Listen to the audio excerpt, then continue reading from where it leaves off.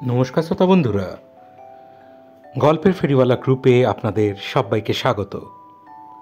আজ আপনাদের জন্য আমাদের বিশেষ নিবেদন প্রদীপ চন্দের কলমে ইন্সপেক্টর পাকরাশি সিরিজের আরও একটি রোমহর্ষক গল্প নিশাচর। গল্প পাঠে রাজদীপ চক্রবর্তী, ইন্সপেক্টর পাকরাশির ভূমিকায় মৃন্ময় মান্না, পাত্রর ভূমিকায় সুদীপ্ত সরকার, সুমন্তর ভূমিকায় জয়দীপ চক্রবর্তী, সুব্রতর ভূমিকায় ইন্দ্রনীল কুমার, সহেলির ভূমিকায় বর্ণালী, মিস্টার সেন ও নেতার ভূমিকায় জয় ভট্টাচার্য, কল্যাণের ভূমিকায় পার্থসারথী দাস, পৌলমী ও মিনতির ভূমিকায় আয়ুষী ব্যানার্জি, আবহ সঙ্গীত Rajdeep Chakraborty, post design scribbling mind থেকে শ্রাবণ্য, সমগ্র পর্ব পরিকল্পনা ও পরিচালনায় টিম গল্পের ফেরিওয়ালা। আজকে গল্পটি মন দিয়ে শুনুন, কারণ গল্পের শেষে থাকছে দুটি প্রশ্ন। সঠিক উত্তরদাতাদের মধ্যে লাকি একজন বিজেতা পেয়ে যাবেন লেখকের অটোগ্রাফ সহ একটি বই।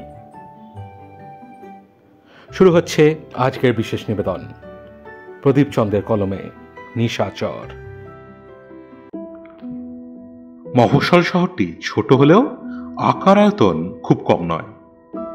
ব্যবসা বাণিজ্য ও বিত্তশালী মানুষের অভাব নেই এখানে, আর তার সাথে আছে অবৈধ কাজ কারবারের রমরমা। তাই খুন, জখম, আন্ডারওয়ার্ল্ড, রাজনৈতিক সংঘর্ষ এসব লেগেই থাকে এখানে।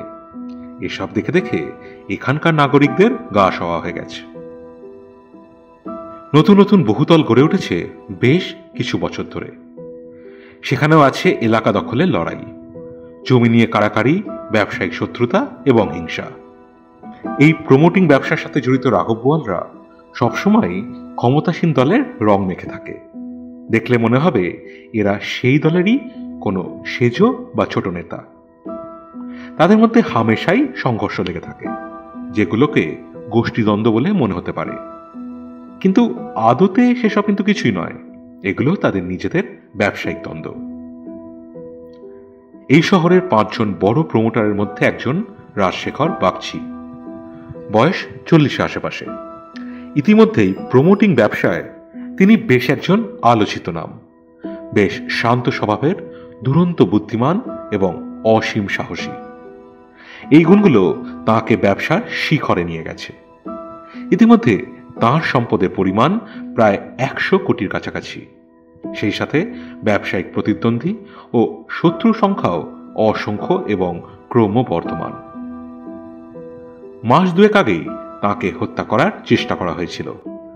ভাগ্যক্রমে তিনি বেঁচে যান। তাঁকে লক্ষ্য করে ছোড়া গুলির একটুর জন্য লক্ষ্যভ্রষ্ট হয়ে এক পথচারী বৃদ্ধার কাঁধে লাগে। সেই থেকে খুব সতর্ক হয়ে চলাফেরা করলেও তিনি ভালো করেই জানেন ঝুঁকির ওপর তার জীবন দাঁড়িয়ে আছে। তবে মৃত্যু ভয়কে পাত্তা না দিয়েই তিনি কাজ করে যাচ্ছেন। বারাসাত ব্যারাকপুর রোডের ওপর কল্যাণী এক্সপ্রেসওয়ের কাছে বিরাট বাড়িটি, যার নাম ডায়মন্ড হাউস। বছর 7 আগে তিনি বানিয়েছেন নিজের ব্যবহারের জন্য। এই বাড়িতেই তিনি থাকেন স্ত্রী মল্লিকা ও 5 বছরের কন্যা মেঘনাকে নিয়ে। বাড়িটার সামনে রাস্তার ওপর ধনঞ্জয়ের চায়ের দোকান। যতক্ষণ চায়ের দোকান খোলা থাকে, লোকজনের আড্ডা, তর্ক বিতর্ক, রাজনীতি, খেলাধুলা, বিশ্বায়ন, বাজার অর্থনীতি, মুদ্রাস্ফীতি, সাম্প্রদায়িকতা, সেকুলারিজম, চীন, Russia, America, Afghanistan, Neymar, Messi, Virat Kohli, কিচ্ছু বাদ যায় না। একটা না একটা বিষয় নিয়ে সব সময় সরগরম এই চায়ের দোকানের আড্ডা। সঙ্গে চা, ঘুগনি, পাউরুটি, ডিম টোস্ট, সিগারেট বা বিড়ি। শুধু দুপুরটা ফাঁকা শুনশান। কিছু পথচারী আর এখানে ওখানে ইতস্তত ঘুরে বেড়ানো ও শুয়ে থাকা নিরী কুকুর ও রাস্তা দিয়ে ছুটে যাওয়া বাস ও অন্যান্য গাড়ি, অটো, এইসব। প্রতিদিনের মতন ধনঞ্জয় ভোর 5টার সময় দোকান খুলে ঝাড়ু লাগিয়ে জলের ছিটে মারছে। নাকে একটা অতি উৎকট পচা গন্ধ টের পাচ্ছে। গতকাল থেকেই গন্ধটা পাচ্ছে, আজ তা একেবারে অসহ্য দুর্গন্ধে পরিণত হয়েছে। টেকা দায়। 2-1 ভোরের খদ্দের এসে জুটেছে ততক্ষণে। তারাও বলছে কিছু মরেছে আশেপাশে, ভীষণ দুর্গন্ধ আসছে। ধীরে ধীরে লোক সংখ্যা বাড়তে লাগলো। সকলেরই একটাই আলোচনা, কোথা থেকে আসছে এই দুর্গন্ধ। অবশেষে দুর্গন্ধের উৎসের সন্ধান পাওয়া গেল। ডায়মন্ড হাউস থেকেই আসছে দুর্গন্ধ। বাইরের গেটে তালা দেওয়া, বাড়ির ভেতর কারোর থাকার কথা নয়। ভেতরে কেউ থাকলে বাইরের মূল দরজায় তালা দেওয়া কেন? 3-4 দিন ধরে কাউকে ঢুকতে বেরোতেও দেখা যায়নি। তাহলে ভেতর থেকে দুর্গন্ধ আসছেটা কিভাবে? পুলিশে খবর দেওয়া হোক। ভিড় থেকে এই সিদ্ধান্তই উঠে এলো। মিনিট 15-র মধ্যে ব্যারাকপুর কমিশনারেটের পুলিশের গাড়ি এসে পৌঁছাল। ততক্ষণে ভিড় আরও বেড়ে গেছে। ভিড় সরিয়ে পুলিশ কর্মীরা ডায়মন্ড হাউসের দিকে এগিয়ে গেলেন।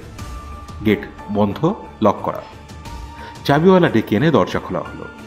নাকে রুমাল চাপা দিয়ে পুলিশ টিম ভেতরে ঢুকে দেখলেন রাজশেখর মেঝেতে পড়ে আছেন, রক্ত শুকিয়ে কালো হয়ে আছে। ইনভেস্টিগেট করতে আসা অফিসার এই ঘটনার কথা ফোন করে হেডকোয়ার্টারকে জানালেন। সেখান থেকে জানানো হলো কিছুক্ষণের মধ্যেই গোয়েন্দা অফিসাররা ঘটনাস্থলে পৌঁছে যাবেন। বেলা 9টা নাগাদ গোয়েন্দা দল এসে পৌঁছল। সিনিয়র ইন্সপেক্টর পরীক্ষিত পাকরাশি, সাব ইন্সপেক্টর সুব্রত রাহা, সুমন্ত কর, অভিজিৎ পাত্র ও সহেলি মজুমদার গাড়ি থেকে নেমেই ছুটে ভেতরে গেলেন। ততক্ষণে ফটোগ্রাফার ও ফরেন্সিক দল এসে তাদের কাজ শুরু করে দিয়েছে। ভিড় ঠেলে অফিসাররা ভেতরে প্রবেশ করলেন। শুরু হলো পুঙ্খানুপুঙ্খভাবে মৃতদেহ পরীক্ষা।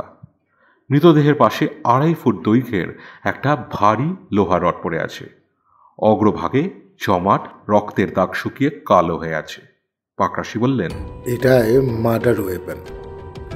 পাত্র, এভিডেন্স প্যাকেটে রাখো এটা। বসের নির্দেশে পাত্র দস্তানা হাতে পড়ে নিয়ে সেটা তুলে রাখলেন। মৃতদেহ উল্টে পাল্টে ভালো করে পরীক্ষা করে পাকরাশি বললেন, মাথায় মাল্টিপল স্ট্রাইক ইনজুরি, উপর্যুপরি আঘাত করা হয়েছে ভারী রড দিয়ে। মাথা ফেটে ঘিলু বেরিয়ে এসেছে। দলের সকলের উদ্দেশ্যে পাকরাশি এবার বললেন, ভালো করে সব জায়গা খুঁজে দেখো সকলে। পাকরাশি নির্দেশে সকলে তন্ন তন্ন করে খোঁজা শুরু করে দিল। পাকরাশি সুব্রতকে বললেন, সুব্রত, এদিকে এসো। সুব্রত এগিয়ে এলেন মৃতদেহের কাছে। পাকরাশি বললেন, ভিকটিম বাইরে থেকে এসে ঘরে ঢুকেই আক্রান্ত হন। বাইরের পোশাক খোলারও সময়টুকু পাননি। পায়ের শুটাও এখন পায়েই রয়ে গেছে। হয় আততায়ী কোনোভাবে আগে থেকেই ঘরে ঢুকে লুকিয়েছিল, অথবা ভিকটিমের সাথেই সে সেই ঘরে ঢুকেছিল, কিংবা ভিকটিম ঘরে প্রবেশ করার পরেই আততায়ী বেল বাজায় এবং ভিকটিম তাকে দরজা খুলে ভেতরে আসতে দেয়।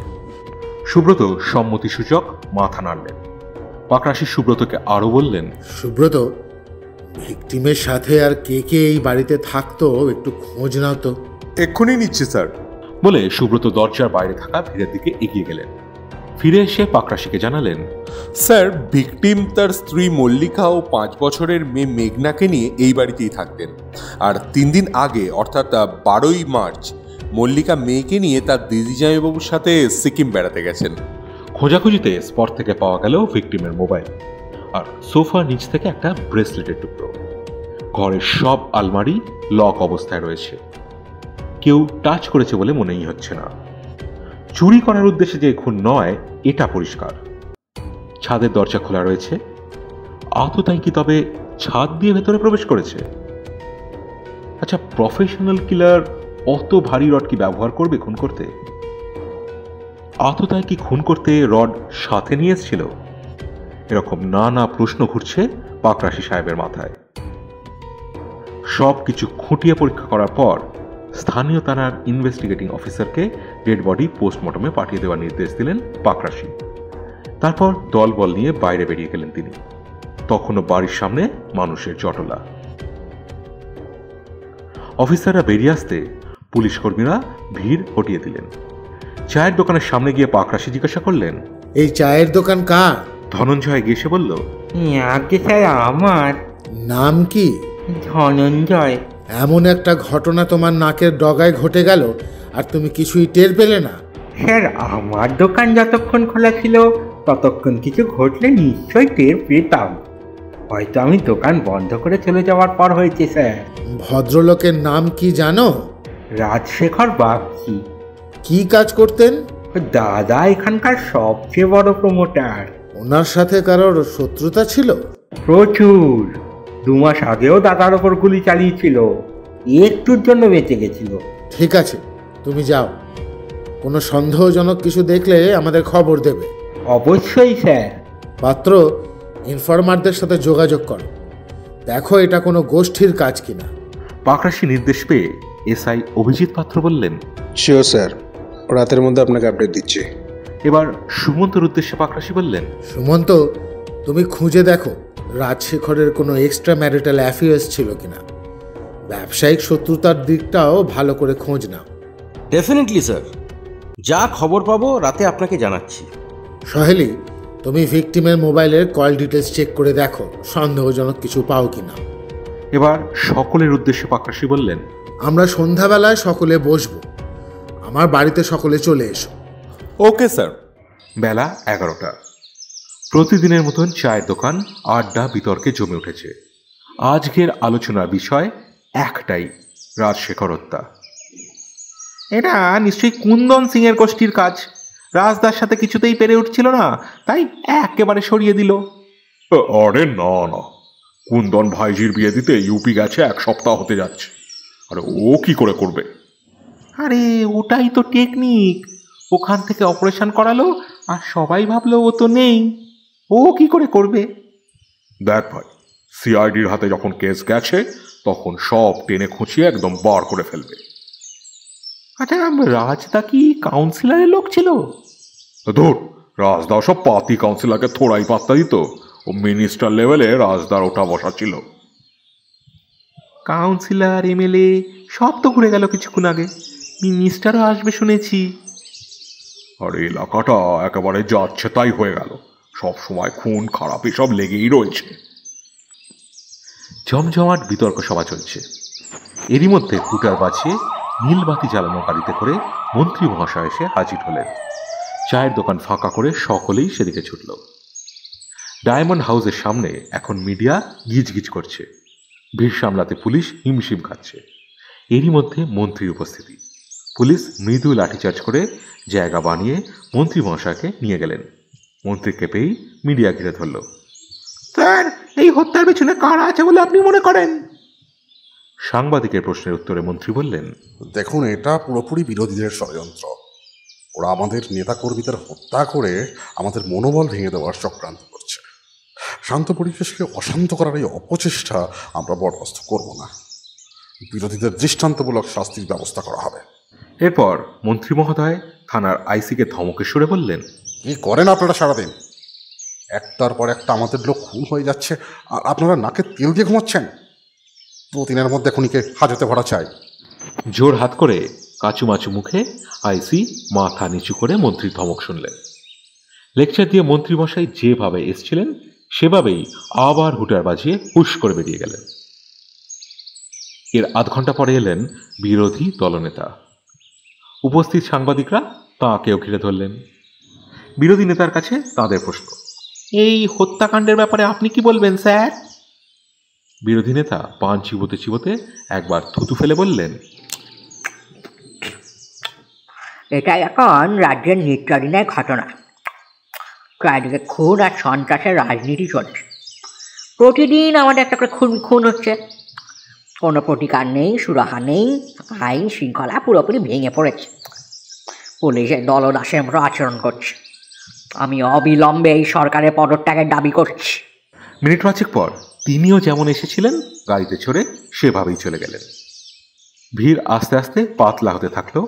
মিডিয়াও একে একে ফিরে গেছে। চায়ের দোকানে আড্ডা এখন 2 দলে বিভক্ত হয়ে গেছে। এক দল বলছে আইন শৃঙ্খলা থেকে সর্বক্ষেত্রে এই সরকার একেবারেই ব্যর্থ। অন্য দল বলছে তোদের সময় কি ছিল আইন শৃঙ্খলার অবস্থা, এই সরকার এসে অনেক উন্নতি করেছে, আরও উন্নতি হবে, সব ক্ষেত্রে উন্নতি হয়েছে, যা নিয়ে বিদেশ থেকে প্রশংসা করা হচ্ছে। তোদের সময় তো মানুষ কথা বলতে ভয় পেত, এখন অনেক ভালো অবস্থা।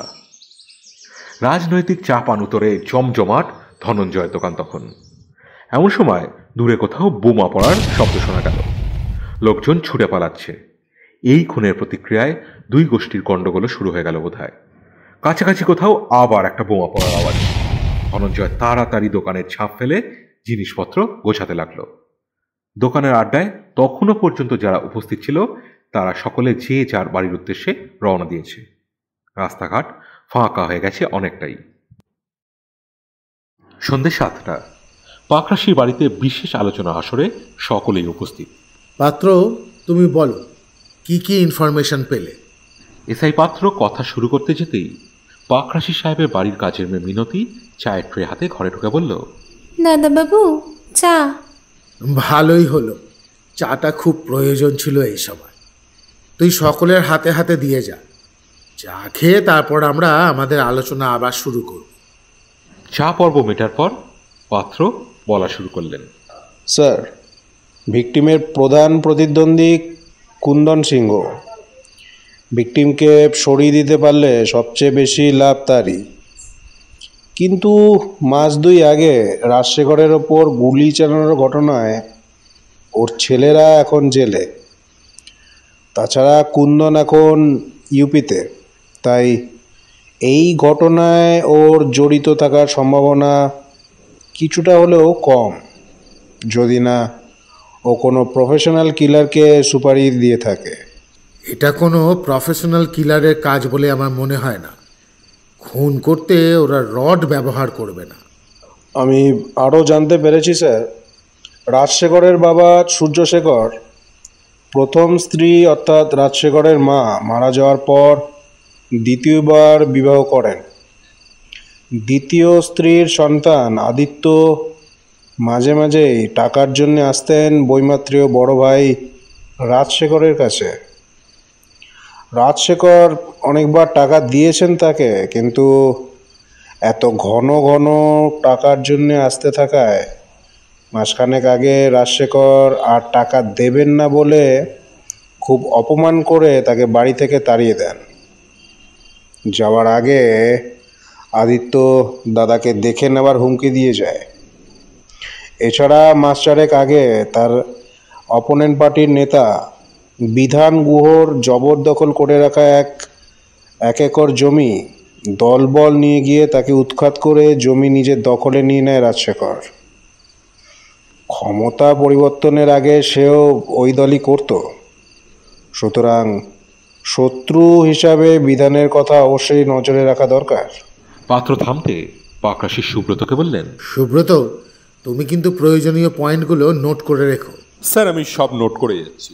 সুমন্ত, তুমি কি পেয়েছো বলো? সুমন্ত পকেট থেকে একটা নোটবুক বার করে একবার চোখ বুলিয়ে নিলেন, তারপর বলতে শুরু করলেন।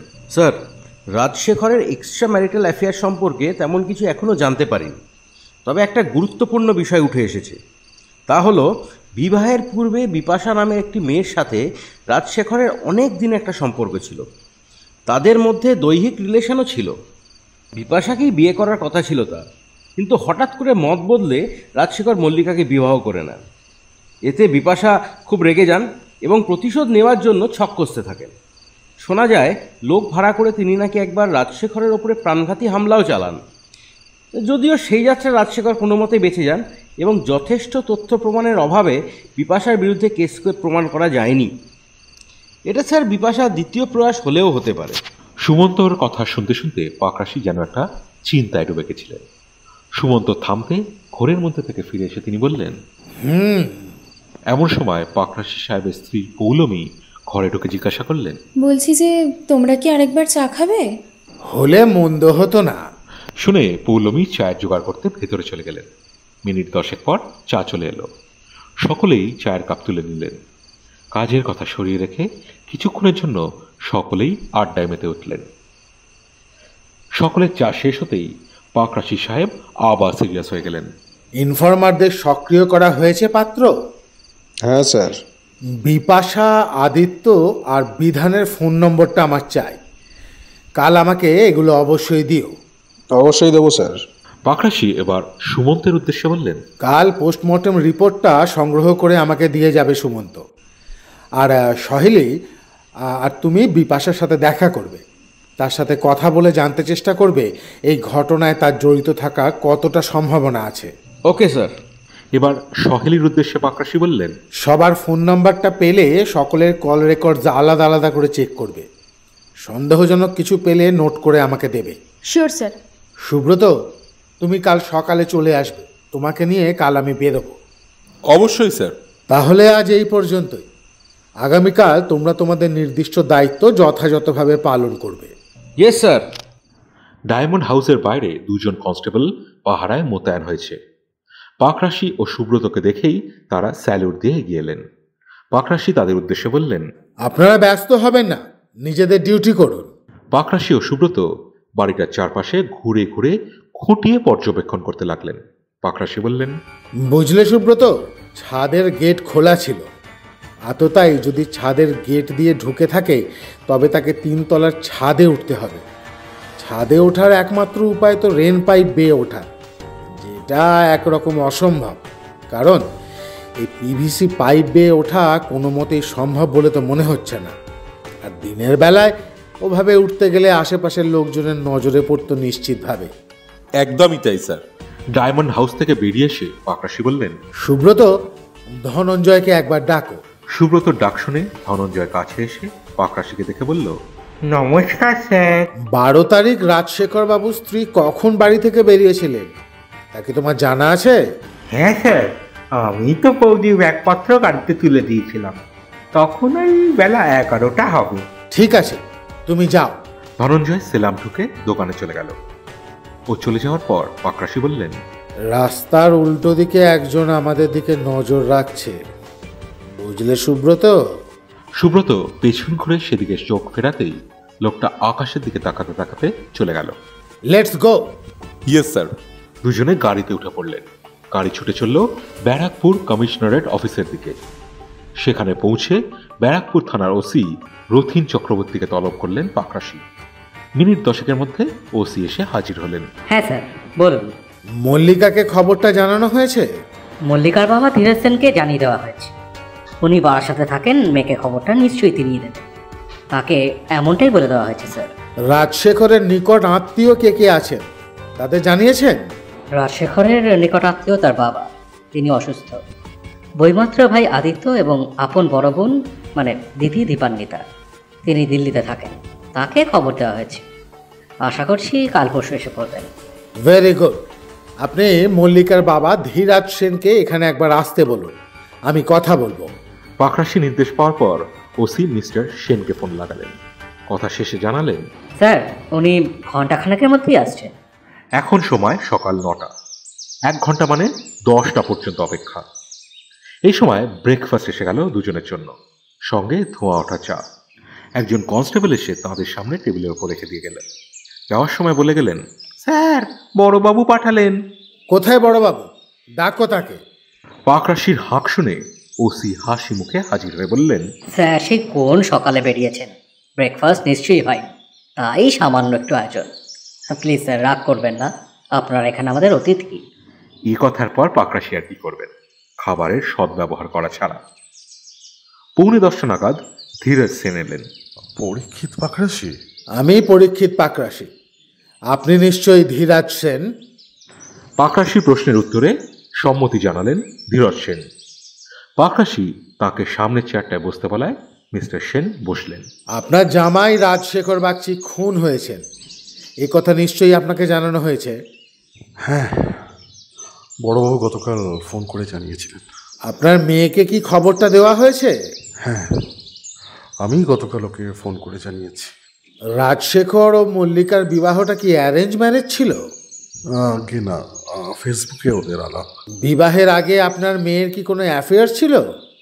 না, বন্ধুত্ব অনেকের সাথেই ছিল, কিন্তু অ্যাফেয়ার কারোর সাথে ছিল না। দুজনের মধ্যে দাম্পত্য সম্পর্ক কেমন ছিল? দেখুন, খারাপ বলে তো শুনিনি কখনো, তবে রাজ খুবই ব্যস্ত থাকতো ওর কাজে। এই কাজ কে করতে পারে বলে আপনার ধারণা? কাউকে আপনার সন্দেহ হয়? দেখুন, নির্দিষ্টভাবে কারো কথা বলতে পারবো না, তবে ব্যবসায়িক ও রাজনৈতিক শত্রু প্রচুর ছিল ওর। আগে ওর ওপর আক্রমণ হয়েছিল। আপনার এবং আপনার মেয়ের কন্ট্যাক্ট নাম্বার দুটো দিন। একটা কাগজে দুজনের কন্ট্যাক্ট নাম্বার লিখে দিলেন তিনি। অতঃপর পাকরাশি বললেন, ঠিক আছে, আপনি এখন আসুন, প্রয়োজনে পরে আবার কথা হবে। অবশ্যই, নমস্কার বলে ধীরাজ সেন চলে গেলেন। ঘড়িতে তখন 11টা বাজে। পাকরাশির মোবাইল ফোন বেজে উঠল। ফোনের ওপাশ থেকে সহেলির কণ্ঠ ভেসে এলো। স্যার, বিপাশাকে খুঁজে পাওয়া যাচ্ছে না। যে ফ্ল্যাটে বিপাশা একা থাকতো তাতে তালা ঝুলছে। আশেপাশের ফ্ল্যাটে খোঁজ করতে ওরা জানালেন 4-5 দিন ধরে ওই ফ্ল্যাটে নাকি তালা ঝুলছে। কোথায় গেছে সে ব্যাপারে তো কেউই কিছু বলতে পারলো না। স্ট্রেঞ্জ। ঠিক আছে, দেখছি। ফোন রেখে কিছুক্ষণ চুপচাপ বসে রইলেন পাকরাশি। তারপর সুব্রতকে বললেন, বিপাশা ফেরার, ওর পৈতৃক নিবাস শান্তিপুর। সুব্রত, শান্তিপুর থানার সঙ্গে যোগাযোগ করে বিষয়টা খতিয়ে দেখো, ইনফরমারদের কাজে লাগাও। বিপাশাকে খুঁজে বার করার দায়িত্ব তোমায় দিলাম। Okay sir. Thank you. বিকেল 4টে। পাকরাশি তখন নিচের ড্রয়িং রুমে বসে কেসটা নিয়ে গভীর চিন্তায় মগ্ন। এমন সময় সুমন্ত সে জানালেন যে উনি পিএম রিপোর্টটা হাতে পেয়ে চলে এসেছেন। যেন সমাধিস্থ অবস্থা থেকে কথা বলছেন এমন কণ্ঠস্বরে পাকরাশি বললেন, পড়ে দেখেছো কি আছে ওতে? স্যার, 3 থেকে 4 দিন আগে মৃত্যু ঘটেছে। প্রায় 2 থেকে 2.5 কেজি ওজনের ভারী এবং ভোঁতা কোনো বস্তু দিয়ে উপরঝুপড়ি 3-4 বার সজোরে আঘাত করা হয়েছে। প্রথম আঘাতের অভিঘাত এতটাই প্রবল ছিল, খুলি ভেঙে ঘিলু বেরিয়ে যায় এবং তাতেই মৃত্যু ঘটে। সবকটি আঘাতই পেছন থেকে করা হয়েছে। আততায়ীর উচ্চতা 5 ফুট 7 ইঞ্চি হবে। ভিকটিমের উচ্চতা 5 ফুট 11 ইঞ্চির আশেপাশে। আর উল্লেখযোগ্য তেমন কিছু নেই। ঘোরের মধ্যে থেকে পাকরাশির গলা শোনা গেল, মোটিভ কি? হিমালয়? অদৃশ্য কেন? কুয়াশা? বিপাশা কেন পালাবে? মেঘলা? বস কি ভুল বকছেন? এই মুহূর্তে আর কোনো কথা বলা উচিত হবে না। নীরবতাই শ্রেয় মনে করে সুমন্ত অপেক্ষা করতে লাগলেন বসের বাস্তবে ফিরে আসার সময় পর্যন্ত। মিনিট 15 পর কলিং বেলের আওয়াজ হলো। সম্বিত ফিরে পেয়ে পাকরাশি সাহেব বললেন, কে? সুমন্ত? আরে তুমি কতক্ষণ? 15 মিনিট হয়ে গেছে স্যার। পিএম রিপোর্টটা এনেছো? হ্যাঁ স্যার। ফাইলে রাখো। পাত্র আর সহেলি একই সাথে ড্রয়িং রুমে প্রবেশ করলেন। তাদের উদ্দেশ্যে পাকরাশি বললেন, ফোন নাম্বারগুলো কালেক্ট করেছো? হ্যাঁ স্যার, শুধু বিপাশারটা পাইনি। গুড। সহেলি, কল রেকর্ডসগুলো চেক করো। স্যার, আমি ইতিমধ্যেই আদিত্যর কল রেকর্ডস আর লোকেশন ট্র্যাক করেছি। খুব চমকপ্রদ একটা বিষয় হচ্ছে, ঘটনার দিন দুপুর 3টের সময় আদিত্যর মোবাইলটা ডায়মন্ড হাউসের কাছাকাছি অ্যাক্টিভ দেখাচ্ছে। স্ট্রেঞ্জ। বাকিগুলো খুব শীঘ্র চেক করো। Sure sir. সকাল 8টায় পাকরাশি বাড়িতে সুব্রত বাদে সকলে হাজির। গতকাল দুপুরে সুব্রত সেই ব্যারাকপুর কমিশনার থেকে বেরিয়ে গেছে বিপাশার খোঁজে। তারপর থেকে তার আর কোনো খোঁজ নেই। সকলের আলোচনা তাই সুব্রতকে নিয়ে। পাকরাশি ঘরে ঢুকতেই সহেলি জিজ্ঞাসা করলেন, স্যার, সুব্রতদার সাথে কোনো কথা হয়েছে? হ্যাঁ, কিছুক্ষণ আগেই কথা হলো। এখনও শান্তিপুর থেকে কৃষ্ণনগরের উদ্দেশ্যে রওনা দিয়েছে। আজ সন্ধ্যা এসে রিপোর্ট করবে। পাকরাশি সাহেব উপস্থিত সকলকে তাদের দায়িত্ব স্মরণ করে দিয়ে বললেন, কল ডিটেলস রেডি রাখো সহেলি, বিকেলের মধ্যেই আমার চাই। এই পর্যন্ত সংগৃহীত তথ্যের ভিত্তিতে পুরো কেসটা বিশ্লেষণ করতে আজ আমরা বিকেলে বসবো সবাই। Sure sir. সুমন্ত আর পাত্র, বিধানের সাথে দেখা করে কথা বলে দেখো কিছু বার করতে পারো কিনা। আর বেলা 11টায় আদিত্যকে কমিশনারেটে আসতে বলে দাও। ওকে ক্রস এক্সামিন করতে হবে। Sure sir. বেলা 11টা নাগাদ একজন কনস্টেবল বছর 40-এর এক যুবককে সাথে নিয়ে ব্যারাকপুর কমিশনারেটে পাকরাশির চেম্বারে এলো। 10:30টায় পাকরাশি চলে এসছেন কমিশনারেটে। স্যার, ইনি আদিত্য বাগচি, আপনি আসতে বলেছিলেন। পাকরাশি যুবকটাকে ভেতরে আসতে বললেন। সামনের চেয়ারটা দেখিয়ে বললেন, বসুন। আদিত্য আসন গ্রহণ করে বললেন, থ্যাংক ইউ স্যার। উজ্জ্বল ফর্সা গায়ের রং, চুল উস্কো খুস্কো, গালে দাড়ি, পরনে জিন্স ট্রাউজার ও স্ট্রাইপ টি শার্ট। প্রায় 6 ফুট লম্বা ছিপছিপে চেহারার আদিত্য বেশ সুদর্শন। তবে চোখ যেন কেমন ঢুলু ঢুলু, সম্ভবত নেশা করেন। আদিত্যকে ভালো করে পর্যবেক্ষণ করে পাকরাশি কনস্টেবলদের উদ্দেশ্যে বললেন, তুমি বাইরে অপেক্ষা করো, প্রয়োজন হলে ডাকবো। লম্বা স্যালুট ঠুকে কনস্টেবলটি বাইরে বেরিয়ে গেল। ভাইকে খুন করলেন কেন? পাকরাশির প্রথম প্রশ্ন শুনে বেশ কিছুক্ষণ চুপ করে রইলেন আদিত্য। ফ্যাল ফ্যাল করে এমনভাবে তাকিয়ে রইলেন পাকরাশির দিকে যেন পাকরাশির কথা বুঝতেই পারেননি। অল্প কিছু সময় এমনভাবেই তাকিয়ে শেষে পাল্টা প্রশ্ন করেন আদিত্য, কোন ভাই? আপনার দাদা রাজশেখর। আমি? আমি খুন করেছি? কে বললো আপনাকে? তবে 12ই মার্চ দুপুরে ওই বাড়িতে গিয়েছিলেন কেন? 12ই মার্চ কবে আবার? না, ঠিক মনে পড়ছে না তো। লাস্ট কবে গিয়েছিলেন আপনি ডায়মন্ড হাউসে? কয়েকদিন আগে দাদা ডেকেছিল, তারিখটা মনে নেই স্যার, ভুলে গেছি। কলিং বেল বাজালাম, কেউ সাড়া দিল না। দরজা ধাক্কা দিলাম, খুলল না, তাই ফিরে চলে এলাম। তখন সময় কটা? সময়টা মনে নেই স্যার, ওই বিকেলের দিকে হবে। দীর্ঘ অভিজ্ঞতা থেকে পাকরাশির মনে হলো এর পক্ষে পরিকল্পনা করে ওইভাবে খুন করা সম্ভবই নয়। নেশা করে করে এর শরীর নার্ভ দুটোই যথেষ্ট দুর্বল। এর পক্ষে অমন 2-2.5 কেজি ওজনের লোহার রড তুলে অত জোর আঘাত করা কি সম্ভব? প্রশ্ন আর না বাড়িয়ে তাই পাকরাশি বললেন, ঠিক আছে, আপনি যান, তবে এলাকা ছেড়ে বেরোবেন না কোথাও। দরকার পড়লে আবার ডাকা হবে আপনাকে। হাত জোর করে নমস্কার জানিয়ে আদিত্য বেরিয়ে গেলেন। আদিত্য বেরিয়ে যাওয়ার পর পাকরাশি রাজশেখরের শ্বশুর ধীরজ সেনকে ফোন করলেন। আপনার মেয়ের সাথে কথা হয়েছে? কবে আসছেন উনি? সম্ভবত কাল নয়তো পরশু। এসে পৌঁছালে আমায় জানাবেন। অবশ্যই। পরবর্তী ফোনটা করলেন ওসিকে। রাজশেখরের দিদি কবে এসে পৌঁছাবেন জানেন কিছু? ট্রেনে রওনা দিয়েছেন বলে শুনেছি, এসে পৌঁছালেই আপনাকে জানাবো স্যার। সময় 6টা। সন্ধ্যা তখনও পুরোপুরি হয়নি, কিন্তু ঘন কালো মেঘে আকাশ ঢেকে গেছে। মনে হচ্ছে কিছুক্ষণ পর ঝড় বৃষ্টি হবে। এবছরের প্রথম কালবৈশাখী। একে একে সুমন্ত, সহেলি, অভিজিৎ পাত্র এসে পৌঁছেছেন পাকরাশি সাহেবের বাড়ি। সকলের জন্য শান্ত চা ইতিমধ্যেই পরিবেশিত হয়ে গেছে। গরম চায়ের কাপ হাতে পাকরাশি ঘরে ঢুকলেন। সকলেই উঠে দাঁড়ালেন। প্রতি সম্ভাষণ জানিয়ে পাকরাশি সকলকে বসতে বললেন। পাত্র আর সুমন্ত, দেখা করেছো বিধান গুহর সাথে? কি পেলে বলো? স্যার, সকাল 10টায় আমরা দুজন বিধান গুহর সাথে দেখা করি তার বাড়িতে। বিধানের সাথে রাজশেখরের সম্প্রতি কোনো শত্রুতা ছিল না, বরং দুজনের পার্টনারশিপে কয়েকটা প্রজেক্টের কাজ চলছিল। যে জমিটি নিয়ে দুজনের বিবাদ হয়েছিল, সেই জমি বাবদ 20 লক্ষ টাকা রাজশেখর বিধানকে পেমেন্ট করে এবং দুজনের অংশীদারিত্বে সেই জমিতে 4টি কমপ্লেক্সের কাজ চলছিল। কাগজপত্র, ব্যাংকের পাসবই দেখিয়ে বিধান তার বক্তব্য প্রমাণ করার চেষ্টা করেছেন। রাজশেখরের মৃত্যুতে তার অনেক ক্ষতি হয়ে গেল বলে অভিমত ব্যক্ত করেছেন তিনি, কারণ তার একার পক্ষে সেগুলো এগিয়ে নিয়ে যাওয়া অসম্ভব হয়ে পড়েছে বলেই তার বক্তব্য। রাজশেখর সরে গেলে প্রজেক্টগুলোর কর্তৃত্ব বিধানের হাতে চলে যায়, তাই নয় কি? সহেলি, তোমার খবর বলো। স্যার, আমি বিধান গুহ আর আদিত্যর কল রেকর্ডস চেক করে তেমন কিছুই পাইনি। রাজশেখর আর মল্লিকার কল রেকর্ডস চেক করনি? এখনো করা হয়নি স্যার। ইমিডিয়েটলি চেক করো, কাল সকালেই চাই আমার। অবশ্যই স্যার, আপনি কাল সকালেই পেয়ে যাবেন। ইতিমধ্যেই ঝড় শুরু হয়ে গেছে। প্রচণ্ড গর্জন করে হাওয়া বইছে, তার সাথে তুমুল বৃষ্টি। পাকরাশি সহেলিকে বললেন, সহেলি, ভেতরে যাও, তোমার বৌদিকে বলো চপ মুড়ির ব্যবস্থা করতে। সহেলি ভেতরে প্রবেশ করে দেখলেন কিচেনে পৌলমী চপ বানানোর প্রস্তুতি শুরু করে দিয়েছে।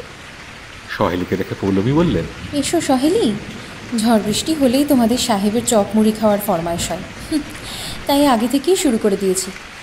সাহেব তো আমাকে সেই অনুরোধ করতেই আপনার কাছে পাঠালেন। বৌদি, আমাকে দিন, আমি করে দিচ্ছি। তুমি বরং ফ্রাইং প্যানে তেল গরম করতে বসো, দুজনে মিলে করে নিচ্ছি, তাহলে তাড়াতাড়ি হয়ে যাবে। চপ ভাজা কমপ্লিট। পেঁয়াজ আর কাঁচা লঙ্কা সহযোগে মুড়ি মাখাও হয়ে গিয়েছে। সকলের জন্য মুড়ি ও চপ পরিবেশন করে পৌলমী ও সহেলি ড্রয়িং রুমে এলেন। সবার হাতে হাতে একটা করে পাত্র উঠে গেল। কাজের মেয়ে মিনতিকে চা বানাতে বলে পৌলমীও চপ মুড়ির আসরে চোখ দিলেন। খাওয়া এবং গল্পে তখন আসর একেবারে চমচমাট। বাইরে ঝোড়ো হাওয়ার সাথে মুষলধারে বৃষ্টি হয়ে চলেছে। তাপমাত্রা এক ধাক্কায় অনেকটাই নেমে গেছে। একেবারে উপভোগ্য সন্ধ্যা। মুড়ি শেষ হতেই চাও চলে এলো। গরম চায় চুমুক দিয়ে বর্ষণ সৃষ্ট মনোরম তাপমাত্রায় বেশ আমেজ অনুভব হচ্ছে। সকলেই তখন আড্ডার হালকা মেজাজে। এমন সময় পাকরাশি ইনকামিং রিংটোনটা বেঁচে উঠল। সুব্রত ফোন রিসিভ করেই পাকরাশি প্রশ্ন করলেন, তুমি এখন কোথায়? অগ্রগতি কি? আমি এখন কৃষ্ণনগরে স্যার, অগ্রগতি বেশ ভালোই। বিপাশার খোঁজ পেয়েছো? হ্যাঁ স্যার, আমি শুধু খোঁজ পেয়েছি তাই নয়, আরো অনেক তথ্য পেয়েছি। বিপাশা অ্যারেস্ট হয়েছে, আমি আপনাকে গিয়ে সব জানাচ্ছি। আমার ফিরতে হয়তো ভোর হয়ে যাবে, কাল সকালে আমাদের দেখা হচ্ছে স্যার, ঠিক আছে?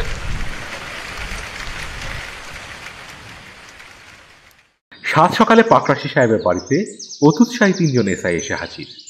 কি উত্তেজক সংবাদ সুব্রত নিয়ে আসছে সেই কৌতূহলে। তাঁদের দেখে পাকরাশি বললেন, কি ব্যাপার এত সকালে, তোমরা কি মনে করে? স্যার, আমি কিছুতেই কৌতূহল চেপে রাখতে পারছিলাম না। সুব্রতদা কেস সমাধান করে ফিরছেন, এটা জানার আগ্রহেই তো আমি ছুটে এলাম। বসের প্রশ্নের উত্তরে সহেলি বললেন এবং উপস্থিত বাকি 2 জন মাথা নেড়ে তাঁর কথায় সমর্থন জানালেন। পাকরাশি সাহেব হো হো করে হেসে উঠে বললেন, এই ব্যাপার, মনে হচ্ছে তোমরা নিরাশ হবে। তবু দেখো, সত্যি যদি তেমন কিছু পাও। কেন স্যার, সুব্রতদা কি আপনাকে কিছু বলেছে? না না, কালকের পর ওর সাথে আমার আর কোনো কথা হয়নি। তোমার কল রেকর্ডস চেক করা কমপ্লিট? হ্যাঁ স্যার, ফাইলে রাখা আছে, একবার দেখে নেবেন। চা ও গল্পে সময় কেটে গেল। 9টা নাগাদ সুব্রত এলেন।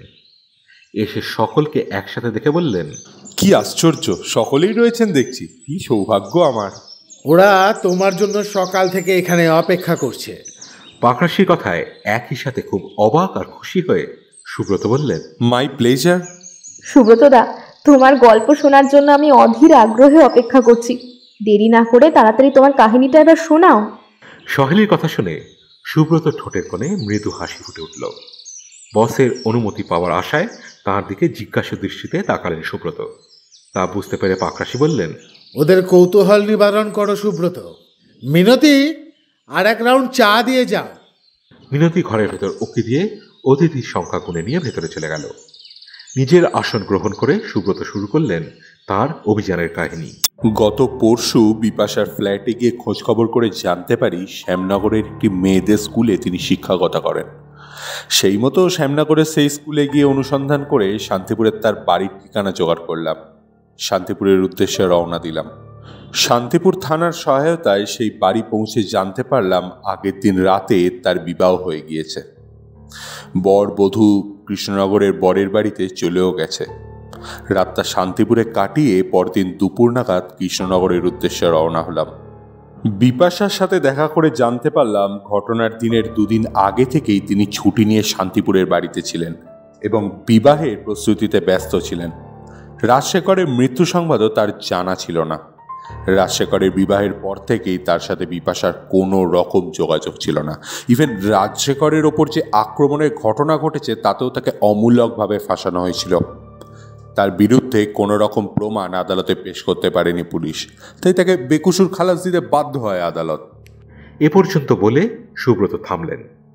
তৎক্ষণাৎ সহেলি বলে উঠল, তুমি যে তাহলে বললে বিপাশাকে অ্যারেস্ট করা হয়েছে? ও, এটাও বুঝলে না? বিপাশাকে অ্যারেস্ট করেছেন তার স্বামী। আরে বাবা, বিবাহ বন্ধনে। কি সহেলি, বলেছিলাম তো তোমাদের হতাশ হতে হবে, হলো তো তাই। You are right sir. এমন সময় চায়ের ট্রে হাতে মিনতি ঘরে ঢুকে বলল, দাদা বাবু, চা। সেন্টার টেবিলে রাখো। মিনতি সেন্টার টেবিলে ট্রে নামিয়ে চলে গেল। চা খেতে খেতে কিছুক্ষণ গল্প চলল। চা খাওয়া শেষ হতে সুমন্ত পাত্র ও সহেলি চলে গেলেন নিজেদের কাছে। পাকরাশি সুব্রতকে নিয়ে কল রেকর্ড চেক করার জন্য স্টাডি রুমের দিকে চললেন। বন্ধ দরজা খুলতেই পাকরাশির পোষা পার্সিয়ান বেড়ালটা লাফ দিয়ে বাইরে ছুট লাগালো। ততক্ষণে মিনতি এসে বেড়ালটাকে ধরে কোলে তুলে নিয়েছে। পাকরাশি তাকে জিজ্ঞাসা করলেন, বন্ধ ঘরে ও কি করে রয়ে গেল? ওই যে আমি ফ্রিজ থেকে মাছ বার করেছিলাম কাটার জন্য, তাই বৌদিমণি ওকে ঘরে বন্ধ করে রেখেছিল। মিনিট খানেক চুপ করে রইলেন পাকরাশি। তারপর মনে মনে বললেন, ইয়েস। হঠাৎ যেন সম্বিত ফিরল। সুব্রতকে বললেন, আমরা দাঁড়িয়ে আছি কেন, চলো ভেতরে চলো। দুজনে ঘরের ভেতর প্রবেশ করলেন।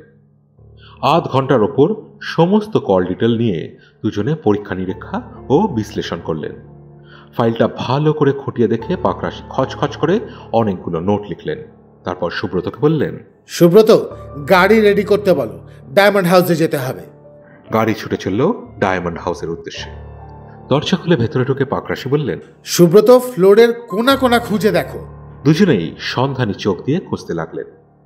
রাজশেখরের মৃতদেহ যে ঘরটাতে পড়েছিল সে ঘরের আসবাবপত্র বলতে একটা সোফা, সামনে সেন্টার টেবিল এবং তার ডান ও বাম দুপাশে দুটো সিঙ্গেল সোফা, ঘরের অন্য প্রান্তে দেওয়াল লাগোয়া একটা ফাইলপত্র রাখার কাঠের আলমারি, সামনে দরজায় কাঁচ লাগানো, ভেতরে থরে থরে ফাইল ও কিছু বই রাখা আছে যা বাইরে থেকে দেখা যাচ্ছে।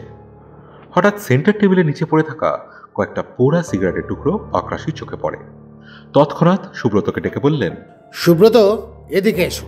সুব্রত সেদিকে এগিয়ে এলে সিগারেটের টুকরোগুলো দেখিয়ে পাকরাশি বললেন, হাতে গ্লাভস পরে টুকরোগুলো তুলে নাও। বসের নির্দেশ মতো সুব্রত সঙ্গে সঙ্গে হাতে গ্লাভস পরে নিয়ে সিগারেটের টুকরোগুলো এভিডেন্স প্যাকেটে তুলে রাখলেন। পাকরাশি ম্যাগনিফাইং গ্লাস পার করে ঘুরিয়ে ফিরিয়ে খুঁটিয়ে টুকরোগুলো পরীক্ষা করে নিয়ে সুব্রতর হাতে ফেরত দিয়ে বললেন, সোয়াব টেস্টের জন্য ফরেন্সিক ডিপার্টমেন্টে পাঠিয়ে দিও। Sure sir. ডায়মন্ড হাউস থেকে বেরিয়ে পাকরাশি সুব্রতকে গাড়িতে গিয়ে বসতে বলে ধনঞ্জয় চায়ের দোকানের দিকে এগিয়ে গেলেন। হাত নেড়ে ধনঞ্জয়কে ডাকতে হাত জোর করে সে পাকরাশির কাছে ছুটে এলো। পাকরাশি তাকে কিছু জিজ্ঞাসা করলেন, মিনিট খানে কিছু কথাবার্তা হলো। তারপর গাড়িতে ফিরে এসে ড্রাইভারের উদ্দেশ্যে বললেন, কমিশনারেট অফিস। গাড়ি ছুটে চলল। কমিশনারেট পৌঁছে পাকরাশি সুব্রতকে একটা নম্বর দিয়ে বললেন, সুব্রত, এই নম্বরের হোল্ডারের নাম ঠিকানা বার করো, কুইক। সুব্রত নাম্বারটা নিয়ে সাইবার রুমের উদ্দেশ্যে বেরিয়ে গেলেন। পাকরাশি এরপর নিচের মোবাইল বার করে ধীরাজ সেনকে ফোন করলেন। উপাস থেকে ফোন রিসিভ হতে পাকরাশি জিজ্ঞাসা করলেন, আপনার মেয়ের সাথে কথা হয়েছে? কবে আসছেন? হ্যাঁ, কথা হয়েছে। ফেরার টিকিট পেতে একটু সমস্যা হচ্ছে, তাই নির্দিষ্ট করে কিছু জানাতে পারছে না। পাকরাশি ফোন রেখে দিলেন। মিনিট 30-40 পর সুব্রত ফিরে এলেন। নাম, ঠিকানা ও ছবি প্রিন্ট করা একটা কাগজ পাকরাশির হাতে দিয়ে সুব্রত বললেন, এই নিন স্যার, পুরো আইডেন্টিটি ডিটেলস। প্রসন্ন মুখে পাকরাশি বললেন, থ্যাংক ইউ, ওয়েল ডান। এবার পকেট থেকে নিজের মোবাইল ফোনটা বার করলেন পাকরাশি। তারপর একজনকে ফোন করলেন। অপর প্রান্তের ব্যক্তি ফোন ধরে বলল, বলুন স্যার, অনেকদিন পর আমার খোঁজ করলেন, কি করতে আদেশ করুন? তোর হোয়াটসঅ্যাপে একটা নাম ঠিকানা পাঠাচ্ছি, খোঁজ নিয়ে আমাকে জানা, দেরি করবি না। জাস্ট 15 মিনিট সময় দিন স্যার, আপনাকে ডিটেলস জানিয়ে দিচ্ছি। মিনিট 10 পর আবার ওই ব্যক্তির ফোন এলো। পাকরাশি ফোন তুললেন। ও প্রান্তের ব্যক্তি জানালো, স্যার, ওই ঠিকানায় এখন আসে থাকে না। নীলগঞ্জের গ্রিন ভ্যালি অ্যাপার্টমেন্টে বছর খানেক হলো ফ্ল্যাট কিনেছে। বউ নিয়ে সেখানেই এখন থাকে। ইছাপুর গান ফ্যাক্টরিতে সুপারভাইজার পোস্টে চাকরি করে। আর বনমালীকে ফোন করুন, ও ওখানকার ডিটেলস খবর আপনাকে দিতে পারবে। তুই বনমালীকে ফোন করে বল আমাকে ফোন করতে। Okay sir. পাকরাশি ফোন রেখে দিলেন।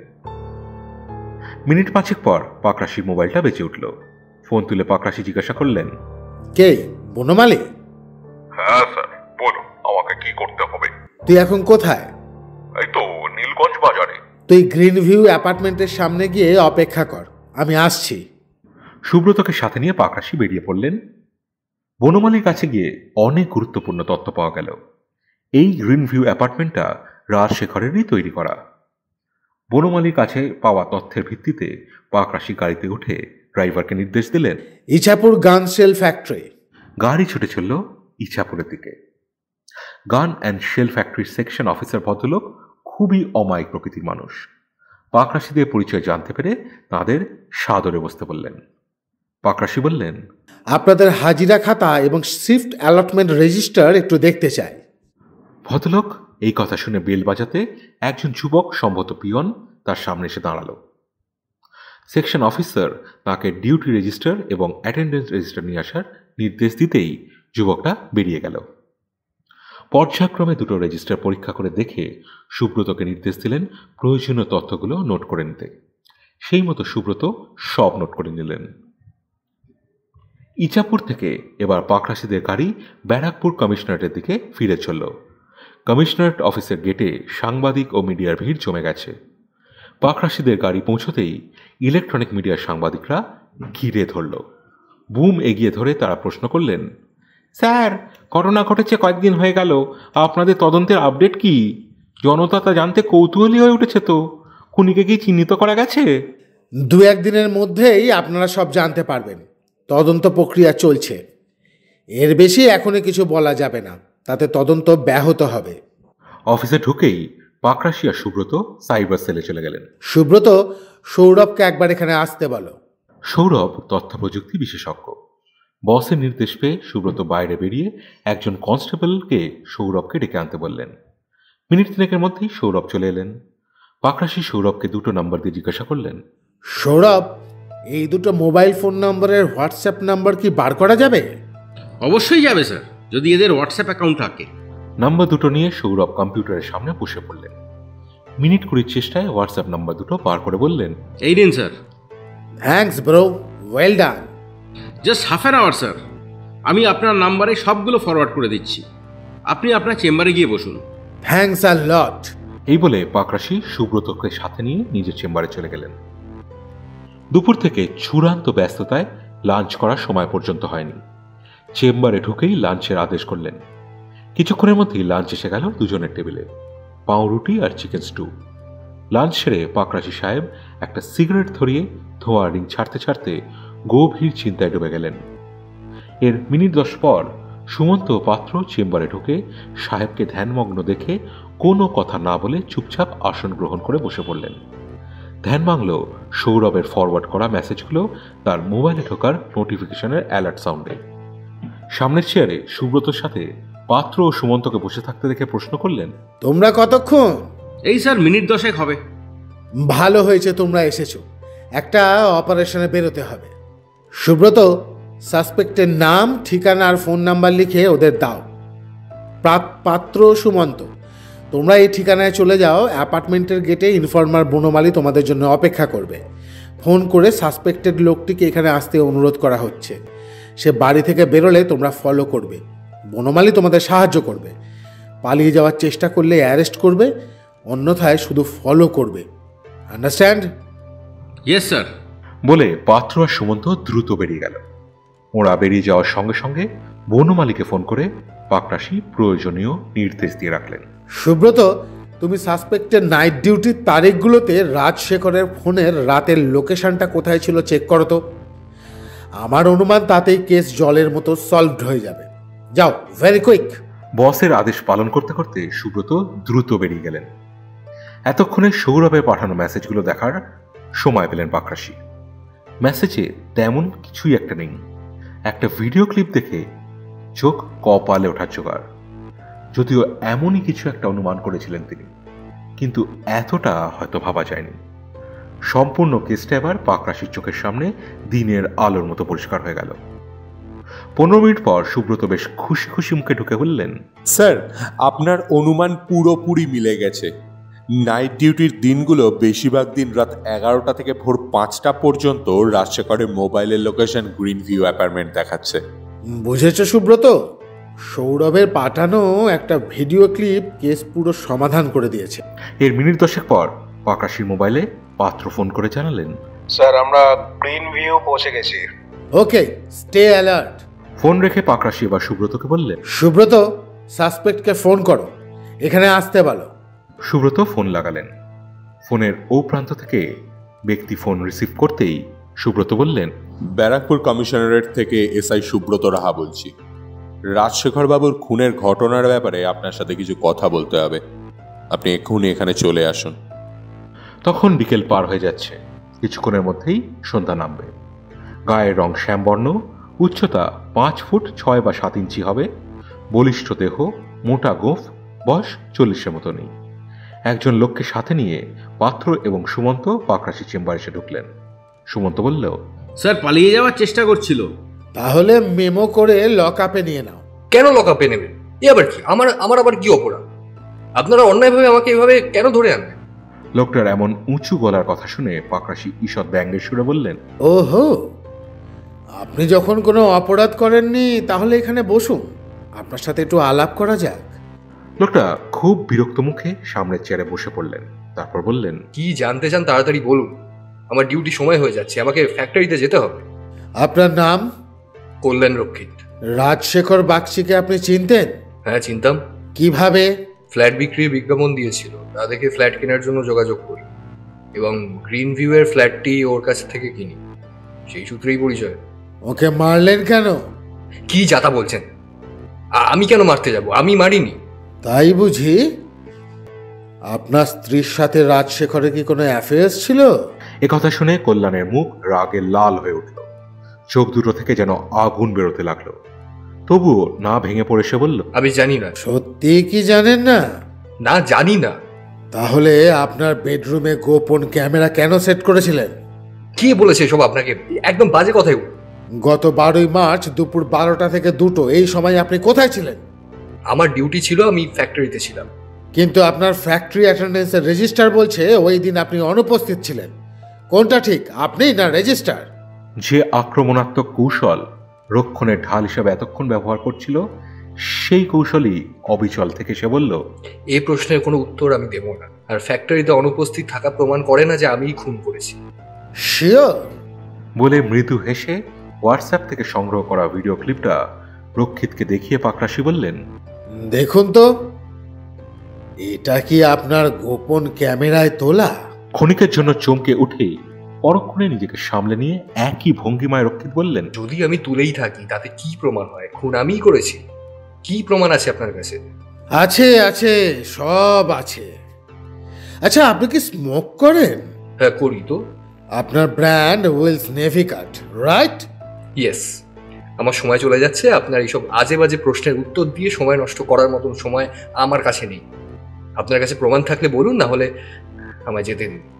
আমার ফ্যাক্টরিতে দেরি হয়ে যাচ্ছে। নিশ্চয়, তাহলে প্রমাণটা পেশ করে দিই। যে রড দিয়ে খুন করেছেন তাতে আপনার হাতের ছাপ পাওয়া গেছে, আর আপনার স্ত্রী আমাদেরকে সব বলে দিয়েছে। অসম্ভব, হতেই পারে না। রডে হাতের ছাপ থাকতেই পারে না, আর আমার স্ত্রী কিছু বলতে পারে না, কারণ সে কিছুই জানে না। এ কথা শুনে ঘরে উপস্থিত সকলে হো হো করে হেসে উঠল। পাকরাশিও হাসি মুখে বলল, নিজের জালে নিজেই জড়িয়ে গেছেন আপনি। আপনার এই কথার অর্থ আপনি হাতে গ্লাভস পরে মার্ডার করেছেন, যে কথায় আপনি ছাড়া আর কারোর জানার কথা না। সুতরাং দেরি না করে এবার ঝটপট সব বলে ফেলুন, অন্যথায় আপনার খুব ভালোভাবেই জানা আছে কিভাবে আমরা কথা বার করি। আপনি নিশ্চয়ই তা করতে আমাদের বাধ্য করবেন না। রক্ষিত বুঝতে পেরেছে মুহূর্তের অসতর্কতায় সে প্রকারান্তরে স্বীকার করে ফেলেছে তার অপরাধ। এতক্ষণে গড়ে তোলা প্রতিরোধ মুহূর্তের ভুলে ধসে গেছে। এবার সব বলে দেওয়া ছাড়া তার আর কোনো উপায় নেই, না হলে তার উপর নেমে আসবে পুলিশি অত্যাচার। তাই সে বলতে শুরু করলো, বেশ করেছি, খুন করেছি। ওই ওই ওই দুশ্চরিত্র লম্পট শয়তানটাকে আমি বেশ করেছি খুন করেছি। এতে আমার কোনো আফসোস নেই। ওর মতন শয়তানের বেঁচে থাকার কোনো অধিকারই ছিল না। ওই শাস্তি দিয়ে আমি পরম শান্তিতে ঘুমোতে পারছি। হ্যাঁ, আমি তৃপ্ত। রক্ষিতের স্বীকারোক্তি রেকর্ড করে তাকে লকআপে চালান করে দেওয়া হয়েছে। ঘড়িতে এখন সন্ধ্যে 7টা। চপ ও মুড়ি সহযোগে শান্ত টিফিন ও কেস সমাধান হয়ে যাওয়ার তৃপ্তিতে মেজাজ তখন সকলের ফুরফুরে। গল্প ও আড্ডায় রিল্যাক্স মুডে তখন সবাই। এমন সময় পাকরাশির ফোন বেজে উঠল। ধীরাজ সেনের ফোন। ফোন তুলে হ্যালো বলতে অপর প্রান্ত থেকে মিস্টার সেন জানালেন তার মেয়ে অর্থাৎ রাজশেখরের স্ত্রী মল্লিকা প্লেনের টিকিট পেয়ে গেছেন। আগামীকাল বেলা 11টার আশেপাশে তাঁদের বিমান দমদম এয়ারপোর্টে ল্যান্ড করবে। খবরটা শুনে পাকরাশি বেশ উৎফুল্ল হয়ে বললেন, যাক, পরিশ্রম অনেকটাই কমে গেল। যা শুনে অন্যেরা মুখ চাওয়াচাই করলেন, কারণ বিষয়টা এখনো তারা বুঝে উঠতে পারেননি। 8টা নাগাদ কমিশনারেট থেকে বেরিয়ে পড়লেন 4 জনে একসাথে। গাড়ি ছুটে চলল কলকাতার দিকে, গন্তব্য চার বাড়ি। সারাদিন অনেক ধকল গেছে, সকলেই খুব ক্লান্ত। এখন বাড়ি গিয়ে বিশ্রাম। গাড়িতে যেতে যেতে পাকরাশি অন্যদের উদ্দেশ্যে বললেন, কাল সকালে তোমরা আমার বাড়িতে চলে এসো। প্রেস মিটের বিষয়ে আলোচনা আছে। রক্ষিতের অ্যারেস্ট কোনোভাবেই যেন লিক না হয় প্রেস মিটের আগে পর্যন্ত। Sure sir. রাত 9:30। আধ ঘন্টা হয়েছে বাড়ি ফিরেছেন পাকরাশি। ফ্রেশ হয়ে 1 কাপ চা খেয়ে সুব্রতকে ফোন করলেন। প্রয়োজনীয় কিছু নির্দেশ দিলেন তাকে। তারপর সহেলিকে ফোন করে তাকেও কিছু একটা ভালো করে বুঝিয়ে দিলেন।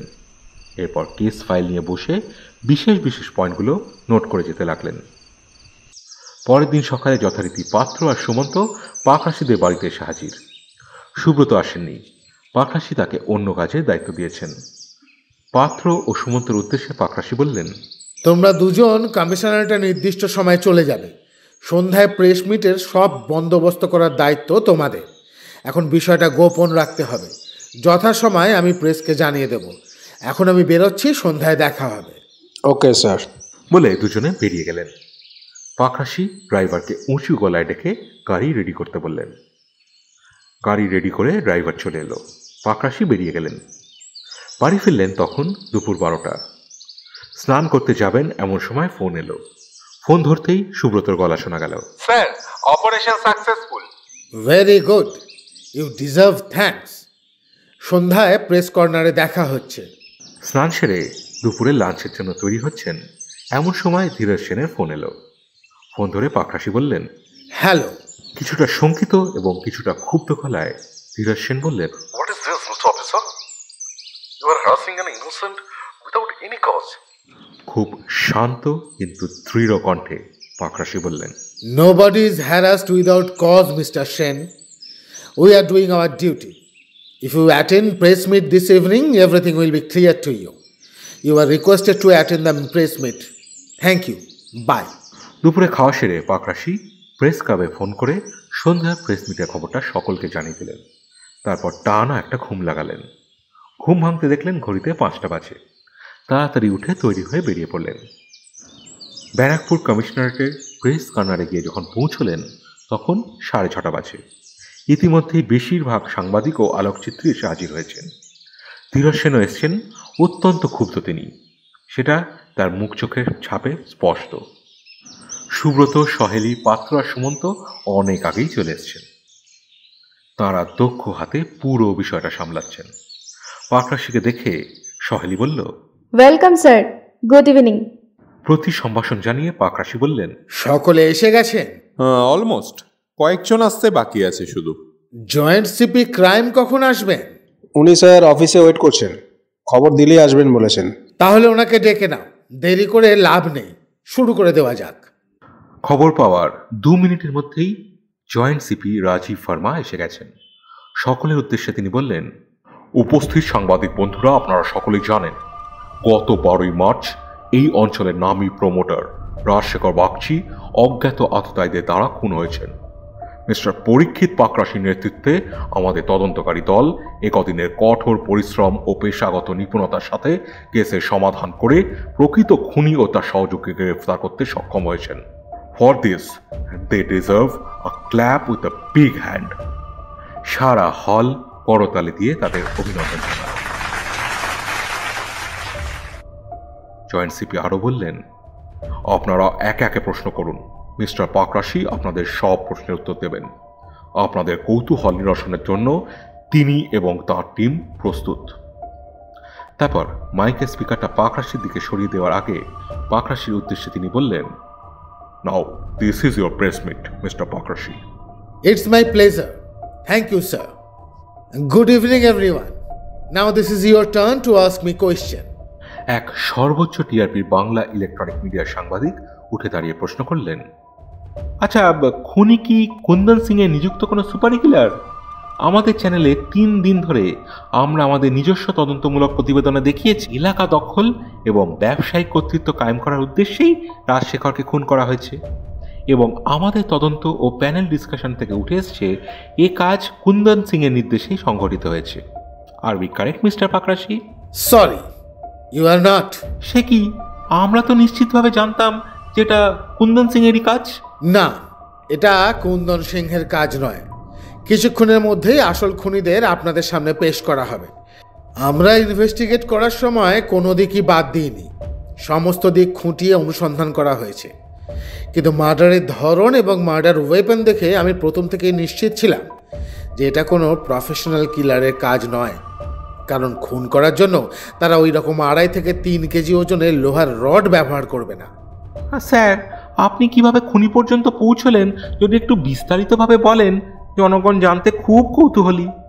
রাজশেখরের মৃতদেহ যে পোশাক পরেছিল তাতে বোঝা যায় বাইরে থেকে এসে ঘরে প্রবেশ করার অব্যবহিতির পরই বা সঙ্গে সঙ্গে তিনি খুন হন, কারণ বাইরের পোশাক পরিবর্তন করার সময় তিনি পাননি। তাহলে খুনি কি তার সাথেই ঘরে ঢুকেছিল? কিন্তু একটা প্রায় 2.5 ফুট লম্বা অমন ওজনের রড হাতে বাড়িতে ঢোকা কি সম্ভব বা স্বাভাবিক কি? অন্যদের চোখ এড়ানো খুবই কঠিন। তাহলে খুনি কি আগে থেকেই বেরিয়ে ঘরের ভিতরে অপেক্ষা করছিল? দ্বিতীয়বার ঘটনাস্থল পরিদর্শন করতে গিয়ে কয়েকটা পোড়া সিগারেটের টুকরো আবিষ্কার করি। তার অর্থ এই ঘরে কেউ ধূমপান করেছিল। চায়ের দোকানের ধনঞ্জয়ের কাছ থেকে জানতে পারি রাজশেখর মদ্যপান করতেন কিন্তু ধূমপান করতেন না। তখনই নিশ্চিত হই খুনি আগে থেকেই ঘরে ছিল, ধূমপান সেই করেছিল। তাহলে এটা পরিষ্কার যে এতে রাজশেখরের স্ত্রী মল্লিকার সহযোগিতা আছে, কারণ মল্লিকার সহযোগিতা ছাড়া তার পক্ষে আগে থেকে ঘরে লুকিয়ে থাকা সম্ভব নয়। মল্লিকার কল রেকর্ডস পরীক্ষা করে একটা নম্বরের হদিশ পাই। তার বিষয়ে খোঁজ খবর করতে গিয়ে সূত্র মারফত জানতে পারি নীলগঞ্জের গ্রিন ভিউ অ্যাপার্টমেন্টের হদিশ। গ্রিন ভিউয়ের ব্যাপারে অনুসন্ধান উঠে আসে ওটা রাজশেখরেরই তৈরি। ওখানকার একজন আবাসিক কল্যাণ রক্ষিত, তাঁর স্ত্রীর সাথে রাজশেখরের দৈহিক সম্পর্ক গড়ে ওঠে। কল্যাণের যখন নাইট ডিউটি থাকে সেই সময় রাজশেখর তার স্ত্রীর সাথে রাত্রি যাপন করতেন। এই ঘটনা কল্যাণ কিছুদিনের মধ্যেই জেনে যান। হাতে নাতে ধরার জন্য তিনি তার বেডরুমে গোপন ক্যামেরা লুকিয়ে রেখে ভিডিও তোলেন। তিনি কয়েকবার রাজশেখরকে বারণ করেন, কিন্তু সে কল্যাণের কথায় কোনো গুরুত্ব না দিয়ে নিজস্ব লোক দিয়ে তাকে থ্রেট করেন। উপায়ন্তর না দেখে কল্যাণ মল্লিকার ফোন নম্বর জোগাড় করে এবং তাকে সব কথা ফোনে জানান এবং ভিডিও ক্লিপটি মল্লিকার হোয়াটসঅ্যাপ নম্বরে শেয়ার করে দেন। এই নিয়ে স্বামী স্ত্রীর সম্পর্কের অবনতি ঘটে। কোনোভাবেই রাজশেখরকে নিরস্ত করতে না পেরে দুজনে পরিকল্পনা করে তাকে খুন করার। সিকিম বেড়াতে যাওয়ার দিন কল্যাণ আগে থেকেই ডায়মন্ড হাউসে পৌঁছে যায়। তাকে বাড়ির ভেতরে রেখে মল্লিকা বাইরে দরজার তালা দিয়ে বেরিয়ে যায়। দুপুরে রাজশেখর বাড়িতে এলে দরজার পাশে লুকিয়ে থাকা কল্যাণ সজোরে পেছন থেকে তার মাথায় রড দিয়ে পরপর 3 বার আঘাত করে। আঘাতের অভিঘাত এতটাই প্রবল ছিল যে প্রথম আঘাতেই তার খুলি ভেঙে ঘিলু বাইরে বেরিয়ে আসে এবং তার মৃত্যু হয়। সারা হল মন্ত্রমুগ্ধের মতো এতক্ষণ পাকরাশি বিবরণ শুনছিলেন। পিন পতনের নীরবতা বিরাজ করছিল সারা আকারে। পাকরাশি সামতেই সকলের মধ্যে গুঞ্জন শুরু হয়ে গেল। একজন বললেন, এবার আসামিদের নিয়ে আসার ব্যবস্থা করুন স্যার। শিওর। পাকরাশি নির্দেশে কল্যাণ এবং মল্লিকা দুজনকে নিয়ে আসা হলো। দুজনের কারও মুখেই অনুশোচনার কোনো চিহ্ন নেই, বরং রয়েছে তৃপ্তির আনন্দ। ভাগ্যের কি নির্মম পরিহাস! দুটো মানুষের অসংযমী রিপুর তাড়নায় দুটো সংসার ধ্বংস হয়ে গেল। কল্যাণ ও মল্লিকা তারাও যদি একটু ধৈর্য ধরতে পারত আর আইন হাতে তুলে না নিয়ে নিজেরাই আইনের দ্বারস্থ হতো, তাহলে এমন মর্মান্তিক পরিণতি কখনোই হতো না। কষ্ট হচ্ছে ছোট্ট মেঘনার জন্য। সকলের মন ওই বাচ্চা মেয়েটার জন্য খুবই ভারাক্রান্ত হয়ে উঠেছে।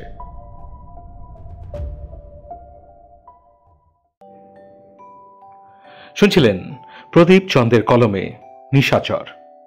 কেমন লাগলো আজকের গল্পটি? যদি ভালো লেগে থাকে অতি অবশ্যই ভিডিওটিকে লাইক করুন, ভিডিওটি শেয়ার করুন যাতে আরও বেশি সংখ্যক লোকের কাছে আমরা পৌঁছতে পারি। আর আপনাদের মতামত দয়া করে কমেন্ট সেকশনে লিখে আমাদেরকে জানান। আর নতুন শ্রোতা বন্ধুরা দয়া করে চ্যানেলটিকে সাবস্ক্রাইব করে আমাদের পাশে থাকুন। দেখা হবে আগামী সপ্তাহে আরও একটি দুর্দান্ত গল্পের সাথে।